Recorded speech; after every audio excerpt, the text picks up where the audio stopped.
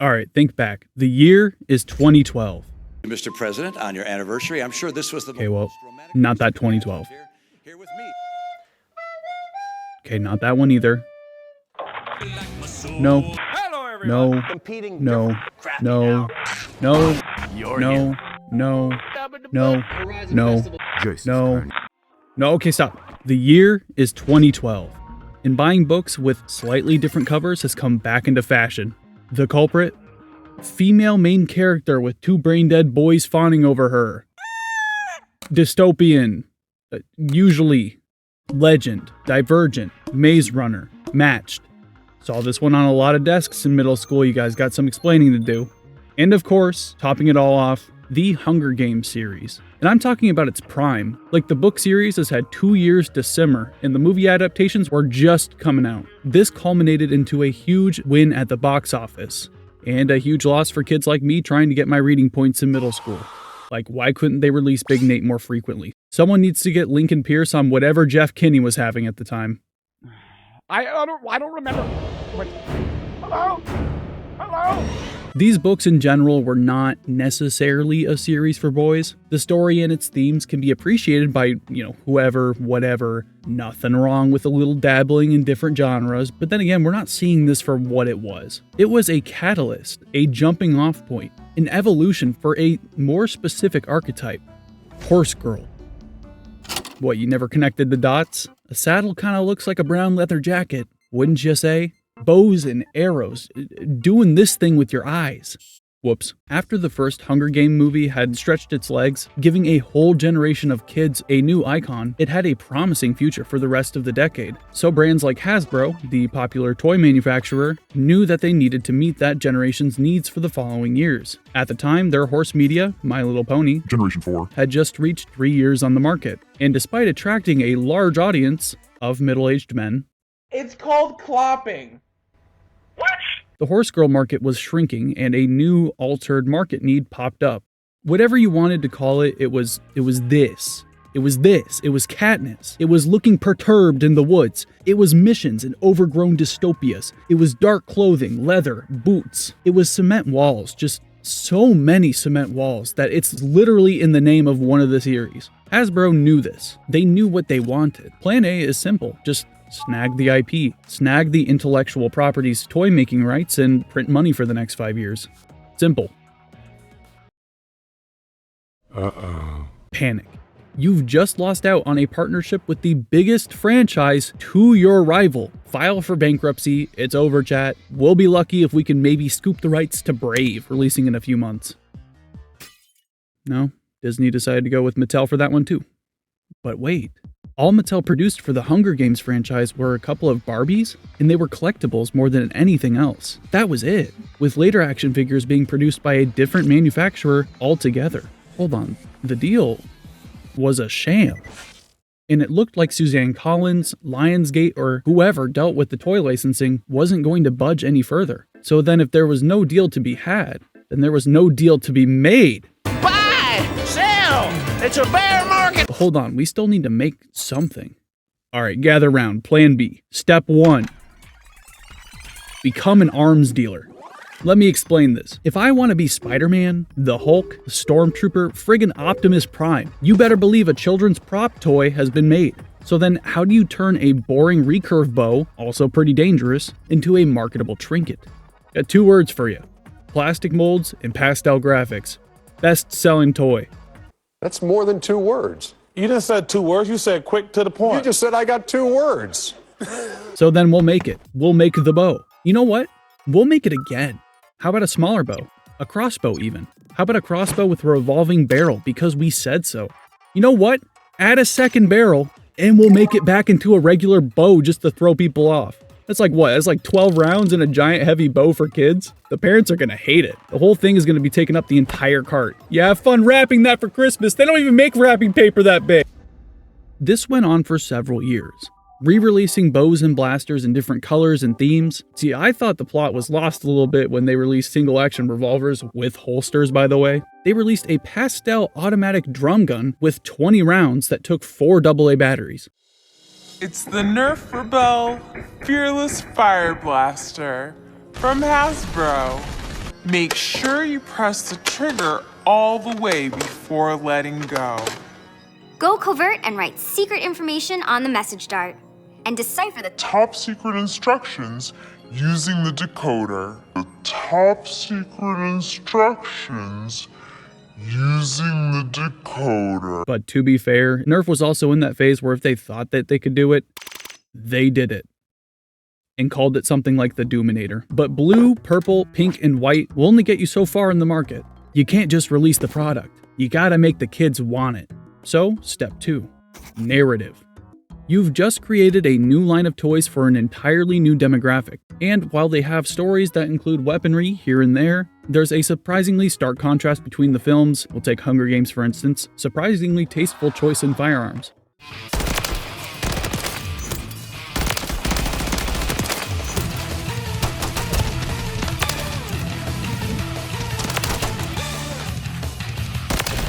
We're not selling F2000s here, we're selling the Heartbreaker bow, the Epic Action bow, and the combo. Is it just like one guy naming these? Colors and strange names won't be enough. What we need is a story to tie it all together. Hidden messages, silent, stealthy, and personalized blasters. I mean, the brand is called Nerf Rebelle, a not so subtle nod to rebel factions that sprout up in all these stories. So how about this? The Secret and Spies films. Now, to be fair, this isn't the first time Nerf has created lore behind one of its blaster series. It's not even the worst time that they've created lore. Yeah, I can have a low-fat half-calf caramel latte with soy milk, please. Yeah, I got a low-fat half-calf caramel latte with soy milk, please. Can I get a French onion soup, please? Honestly, might be a whole nother video in the future, so maybe get subscribed. But today we're here for this, a 5-part mini-series released on the Rebelle website and YouTube channel, which follows the story of 3 agents trying to steal back the prototype agent bow, which was stolen in the first place to be cloned and to help arm the, to arm evil counteragency. And you know what? I was gonna sit here and make fun of this. Look at the simple, dumb story writing for 8-year-olds. Evil counteragency, it's so basic. Good. You think I remember what happened in like half these books? When I was in grade school, I was thinking about the dried chicken sandwich I was about to demolish at 12:30. I couldn't even tell you what order these things came out in. We're then introduced to the agents in the briefing overview. All personal information is kept secret. Sealed files, unknown names, classified, destroyed records. Activate them immediately and get them in the air. We'll brief them on the way.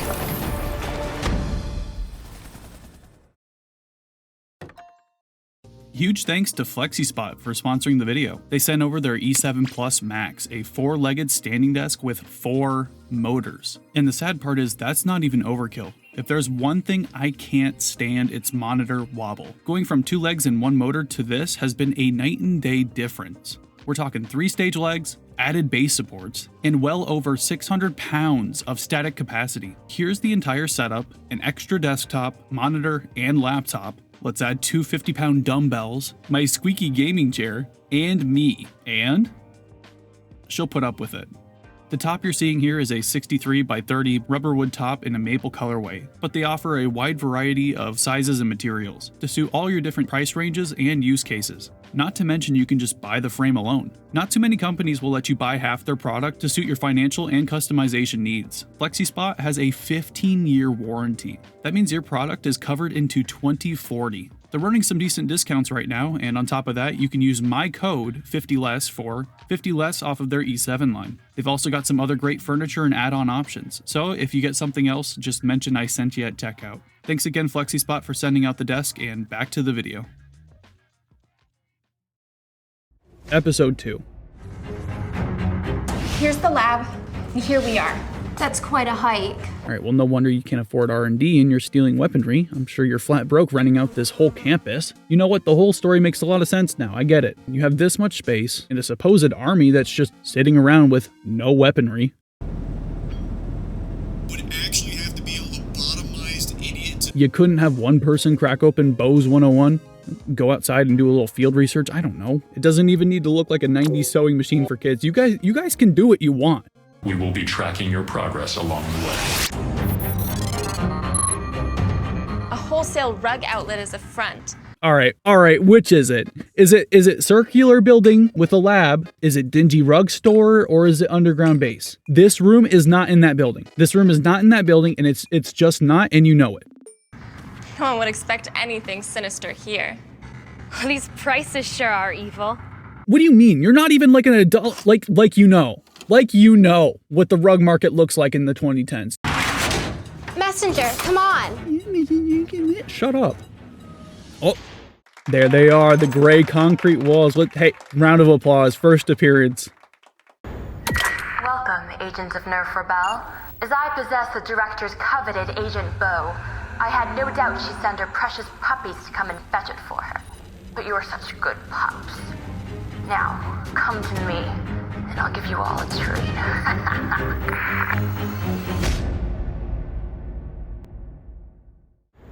If you could take your time, we're only at about 30% copied, and I had to go out and get a flash drive actually, because it's the type of thing I didn't feel comfortable putting that in the personal laptop, you know? Gotta separate work and home, am I right? Anyway, if we find you roaming the halls, we're gonna shoot you point blank. Toodles!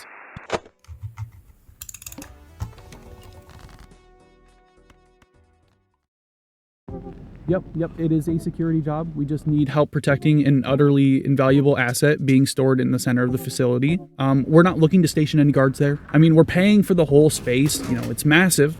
If you do find someone trespassing, which there 100% will be, there's at least 3 highly trained agents on their way right now. They might actually be here. We won't be issuing blasters or anything like that. Like I said, not in the budget. But the flashlights are pretty big. You wanted to go that route. Any questions?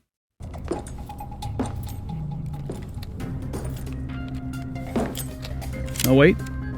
Oh, hold on. She's doing something.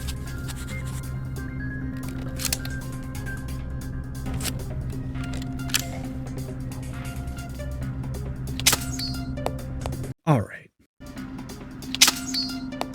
Why?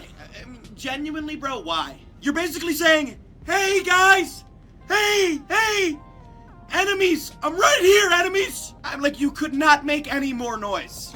You know what? The only 2 guards they could hire are halfway down the hall by the time that you whipped out a pen, scribbled something on a Nerf dart, and then shot it at your fellow agent.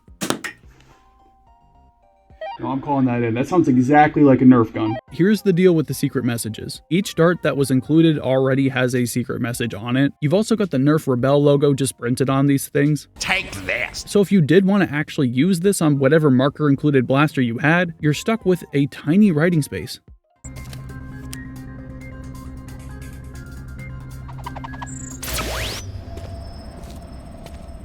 I'm just realizing that she's saying something here, and then they completely cut the audio, but they used the same take. Oh, come on, you guys can reshoot that. I get you're borrowing a set from like the Lab Rats or something, but you can't just mute the audio when someone's talking. This is a cloning machine. We'd better hurry. Guard 1 and 2 pop in. At first I thought I'd noticed the aviators from the first 2, but nope. They're cosplaying state troopers. Oh, she's going for the kill. That's intent. That's intent to harm on her face. She's gonna do it.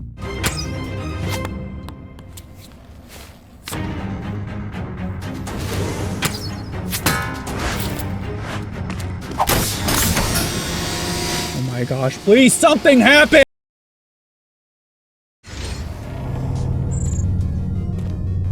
Three blind mice. Oh great, she's back. Watch your tails, girls. Oh, let me get the lights for you. Let me show you another trick. You know, you might not think that's pretty cool, but that's a big deal. That is the first time that they've shot at something that's not a teammate or a wall. Most impressive, ladies. Here's your Agent Bo. Now, let's see you take it back. You didn't expect it to be that simple now, did you? All right, forget it. So the whole reason you went on this mission is to recover that bow. What is the first thing you thought to do when you saw it? You know, you're lucky that she even put the shield there in the first place. She's protecting the bow more than you are. You didn't expect it to be that simple now, did you? No. Oh no. You find yourselves defeated by a Nerf Rebelle Academy reject. That's what this is about? Tell her I'm tired of hearing about her problems. You were rejected from the academy? It's about so much more than that. I was once like you, decent and honest. And wanna go home! This was back before your director was anything more than an agent, like yourselves. I managed to find these videos that aren't in 240p, so we have the privilege of actually reading over this whole file. The director from earlier, top of her class, invaluable asset. Field Agent Prima has been implemented in the role of director after 5 years of grooming. That one didn't age quite so well. And the bottom of the file basically just says, make sure to commend her, and oh, by the way, everyone answered to her. If I didn't know any better, I'd say they made the next set of blasters red, am I right? They did. Oh, wow. She bullied her way into the top position at the academy. She made sure I stayed below her. The moment she earned the title of director, she rejected me and handed me my walking papers.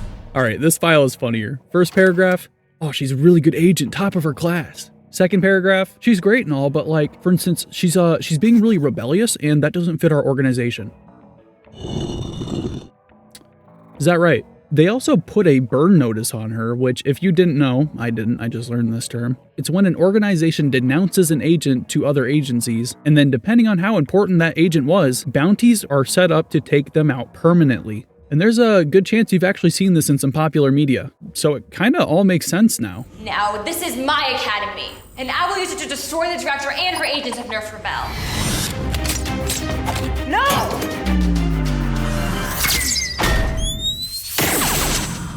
Cloning sequence deactivated. They tried to do this feature thing throughout the whole movie, and to summarize it, the first one was messaging, aka shoot your friends. Second one was distraction, aka shoot a wall. Third one was accuracy, aka shoot a camera. And the fourth one was distance, move 10 feet away from the villain. Nerf Rebelle. Agents, you need to take a look at this. What is it? Oh, that's the latest in Nerf Rebelle technology. Another thing the good doctor couldn't keep her hands off of. Director, what are you doing here? Oh, hello, sister.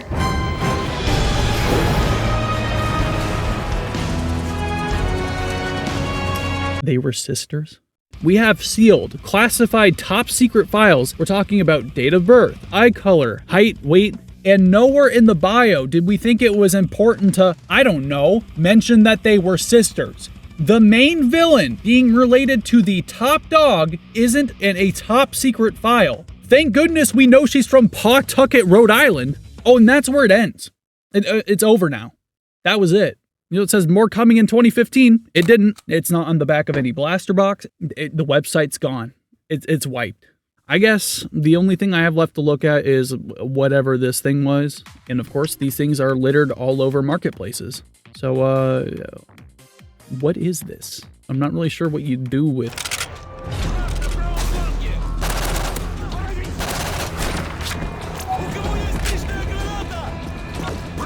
It is a 4-shot blaster that has a very unique feature of turning into a unassuming rectangle. Like on the N-Strike side of things, we had this is the Deploy CS6. Although it wasn't marketed as a stealth mode, it was a flashlight mode, a very, very dim red glow that also worked while it was deployed. But which one would you say is less assuming? I can wait. The secret shot did a lot right. The grips are pretty good for being nubs. The fold out is cool. It's a 4-shot slam fire, meaning just hold down the trigger and let out some frustration, and quite a few people put 2 and 2 together and whipped up a Nerf FMG9 of their own. In fact, with Nerf Rebelle re-releasing a lot of largely popular blasters in a sleeker form, it meant that custom modders had a field day with a little sanding and spray paint. That's kinda how the series ended. The last of the blasters released in 2017, combined with Nerf's AccuStrike Dart, the aforementioned revolver, and, you guessed it, more bows. Sources then point to a quiet discontinuation of the series in 2018, meaning that the series now lives on through collectors and modders. The best part? Hasbro is now 0 for 2 on not establishing a fan base of older men with their girl toys. This one's a little more understandable, but it's still pretty funny that it happened twice. Huge thanks again to FlexiSpot for the sponsorship. It's so refreshing to be able to have a sponsor sell something that's not AI slop, a subscription, or gambling, and have them stand behind their product. So use my code 50less at checkout and get yourself a desk that they describe as built like a tank, and with a 15-year warranty to back that up. So go check them out at the link in the description.